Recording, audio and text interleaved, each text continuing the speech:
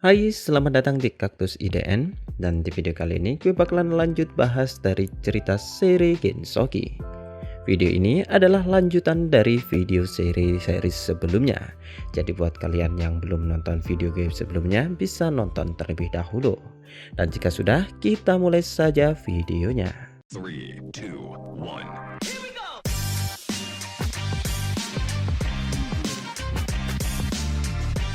Cerita dilanjutkan setelah hidangan makanan disajikan. Menu yang mereka pesan adalah paelle dengan campuran sayur, daging, dan ikan.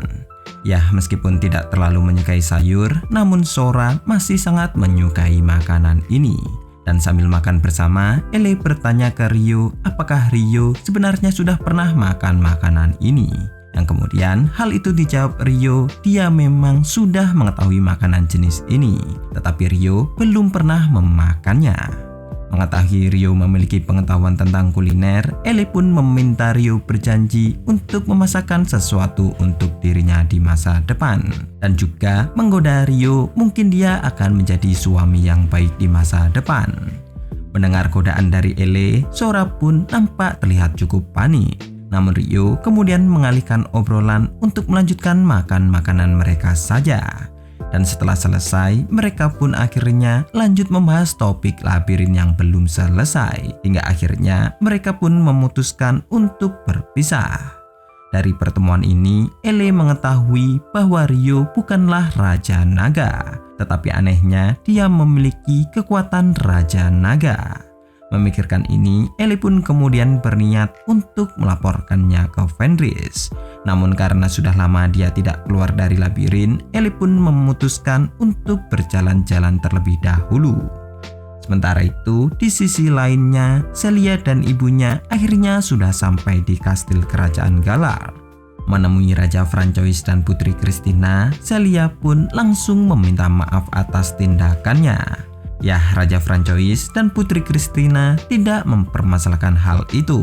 Namun Christina meminta Celia untuk memberitahukan tentang apa saja yang sebenarnya sudah terjadi. Dan lalu Celia pun memulai cerita perjalanannya dan bagaimana dia sampai bisa kabur. Kemudian beberapa menit akhirnya telah berlalu dan kini Celia sudah kembali ke tempat Miharu dan yang lainnya. Mendapati kepulangan Celia, Miharu dan yang lainnya langsung menyerbu ke Celia. Nampaknya Charlotte sudah menceritakan beberapa hal yang sudah terjadi kepada Celia sebelumnya. Jadi karena itulah Miharu dan yang lainnya menjadi nampak khawatir. Melihat kekhawatiran teman-temannya, Celia pun langsung meminta maaf. Ya, sebagai teman, Miharu dan yang lainnya masih mengingatkan Celia karena dia sudah bertindak ceroboh. Namun fokus mereka kemudian teralihkan ke seorang wanita yang terlihat begitu mirip dengan Celia. Mendapati tatapan ke arah dirinya, ibu Celia pun segera memperkenalkan dirinya, yang mana hal itu langsung membuat semua orang menjadi terkejut. Karena jika dilihat dari penampilan ibu Celia saat ini, dia nampak seperti masih berumur sekitar 20 tahunan. Bahkan Koki pun juga terpesona dengan kecantikan ibu Celia, yang mana tentu saja hal itu langsung membuat Kayoko memberikan tatapan dingin kepada suaminya itu. Dan lalu setelah Celia memberikan beberapa penjelasan kepada temannya, mereka semua pun kemudian berpindah ke halaman belakang. Dan di sana sudah ada Raja Francois, Putri Christina, dan juga beberapa orang lainnya. Alasan mereka semua berkumpul adalah karena Celia ingin memperlihatkan beberapa kekuatan barunya. Jadi hal itu bisa membuktikan tentang bagaimana dia bisa lolos dari situasi yang berbahaya. Sebagai permulaan, Celia memperlihatkan sihir terbangnya, di mana dengan menciptakan sayap di punggungnya, Celia pun bisa terbang bebas di udara. Melihat ini, semua orang pun langsung nampak terlihat takjub. Sementara Celia kemudian menjelaskan bahwa apa yang dia gunakan adalah sebuah sihir kuno. Ya, sebenarnya Celia mendapatkan sihir ini saat dia masih bersama Ryo dan Aisyah. Namun Celia berbohong dengan menjelaskan bahwa dia mempelajari sihir kuno ini sejak beberapa tahun yang lalu. Ya, meskipun begitu, jika dilihat oleh masyarakat pada umumnya, pencapaian Celia saat ini bisa dibilang sangatlah luar biasa. Kagum dengan Celia, Christina kemudian bertanya apakah sihir terbang ini juga bisa dipelajari oleh orang lain. Yang lalu, hal itu dijawab Celia bahwa itu mungkin bisa dilakukan. Akan tetapi, ada beberapa masalah jika ingin mempelajari sihir ini. Karena sihir ini hanya cocok untuk sebagian orang saja. Bahkan jika mereka masih memiliki kecocokan dengan sihir ini, masih membutuhkan kontrol sihir yang besar serta keterampilan yang cukup tinggi untuk membuat jalinan struktur sihir yang rumit. Dan hal ini juga membutuhkan tingkat keterampilan manipulasi sihir yang setingkat dengan seni roh terbang. Dengan nada minta maaf, Christina pun lanjut bertanya apakah Celia bisa mengajarkan teknik sihir ini. Saat ini, restorasi sudah kehilangan begitu banyak kekuatan. Namun Christina tahu dia tidak berhak meminta banyak kepada Celia, mengingat dia juga tidak bisa memberikan kompensasi yang setimpal. Akan tetapi, Celia ternyata bersedia untuk membagikan sihir ini dengan Christina. Meskipun Celia mengatakan bahwa dia tidak bisa mengajari banyak orang. Melihat kesetiaan Celia kepada Christina, Raja Francois nampak terlihat terkejut. Namun Celia kemudian meminta Koki untuk bertanding dengannya. Ya, saat ini Celia berniat untuk menunjukkan kemampuannya yang lain. Seperti biasa, Kayako akan menjadi wasit pertarungan. Namun berbeda dengan Koki yang memakai pedang asli, Celia malah menggunakan pedang kayu. Berdasarkan laporan Celia sebelumnya, dia menggunakan penguatan sihir dan bertarung dengan pedang. Tetapi berdasarkan pengamatan Koki saat ini, postur Celia penuh dengan celah. Bahkan Celia nampak terlihat tidak biasa menggunakan pedang. Sebelum pertandingan dimulai, Celia menggunakan 2 sihir, yang mana hal itu membuat aura Celia menjadi berubah. Bahkan Celia saat ini telah berubah seperti dia seorang ahli pedang. Dan lalu setelah Koki menggunakan seni rohnya, pertandingan pun akhirnya dimulai. Dengan gerakan yang luar biasa, Celia ternyata bisa mengimbangi Koki. Suara benturan pertarungan akhirnya pun terdengar setiap mereka beradu pedang, yang mana hal ini membuat semua orang tentu saja menjadi kaget. Seharusnya Celia hanya bisa menggunakan sihir, namun gerakan Celia saat ini terlihat seperti dia seorang ahli pedang. Melihat pertandingan ini, Christina pun bertanya ke Arya tentang sihir apa yang dipakai oleh Celia. Yang lalu, hal itu dijawab Arya bahwa sihir yang pertama adalah sihir yang meniru gerakan ahli pedang. Sementara sihir yang kedua adalah versi sihir penguatan tubuh yang jauh lebih kuat daripada umumnya. Ya, secara teori, sihir yang dipakai Celia ini mungkin bisa digunakan oleh orang lain. Tetapi pada kenyataannya, hal ini hampir mustahil untuk digunakan. Terutama untuk orang yang sudah mempelajari ilmu pedang sebelumnya. Karena gerakan dasar mereka malah akan menghalangi efisiensi dari sihir ini. Atau bisa dikatakan, sihir peniru ahli pedang Celia hanya cocok digunakan untuk penyihir berbakat yang tidak pernah menggunakan pedang saja. Yang mana hal itu sangatlah cocok dengan Celia. Mendengar ini, Christina pun langsung menjadi sangat kagum. Tetapi dia juga bingung terhadap Celia karena Celia berhasil menganalisa 3 sihir kuno. Terlepas dari mana Celia mendapatkan sihir kuno itu, seorang penyihir terkenal sepanjang sejarah sekalipun mungkin hanya bisa menganalisa 1 sihir kuno saja. Tetapi Celia ternyata bisa menganalisa 3 sihir sekaligus.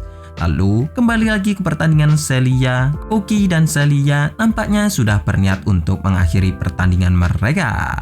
Sebenarnya pertandingan bisa diakhiri begitu saja, karena pertandingan ini hanya bertujuan untuk memperlihatkan sihir milik Celia.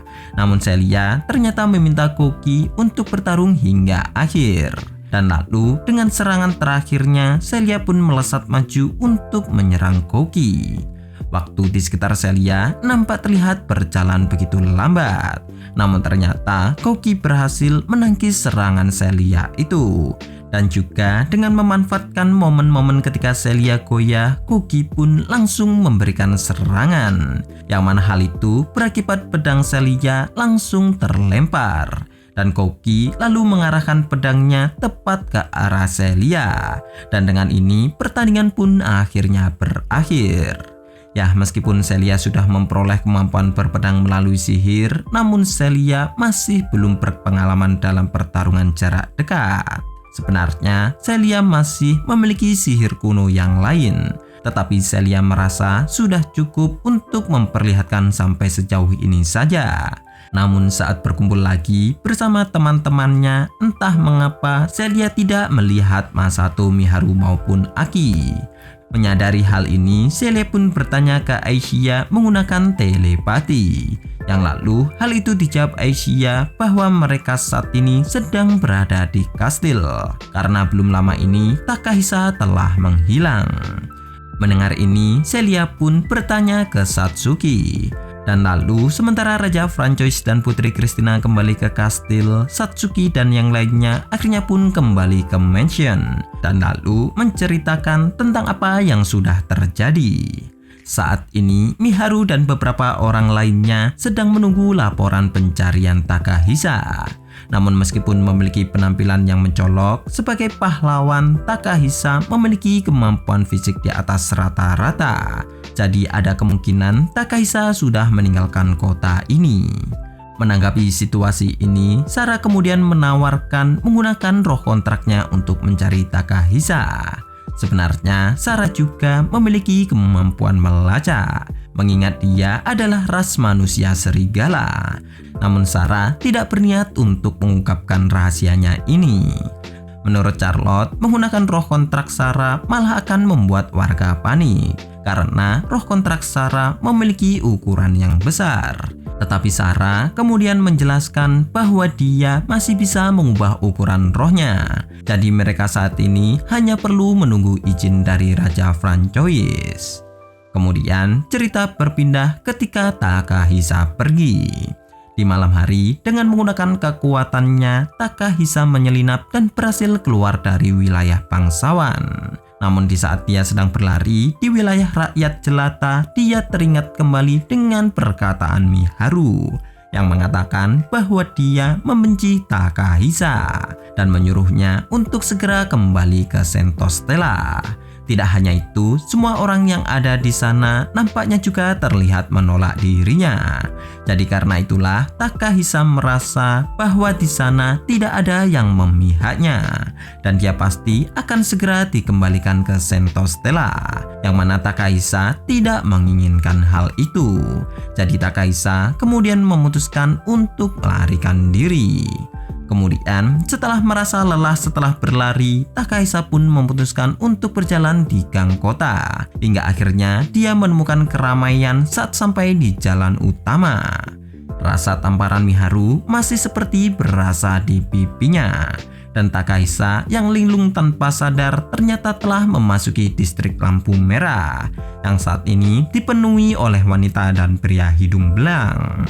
Melihat Takahisa, seorang gadis muda langsung menempelkan gunungnya di tangan Takahisa dan mengajaknya untuk bersenang-senang malam ini. Awalnya Takahisa mencoba untuk pergi, tetapi gadis itu masih saja menghampirinya. Dan aroma manis parfum serta gunung yang menempel membuat Takahisa menjadi canggung.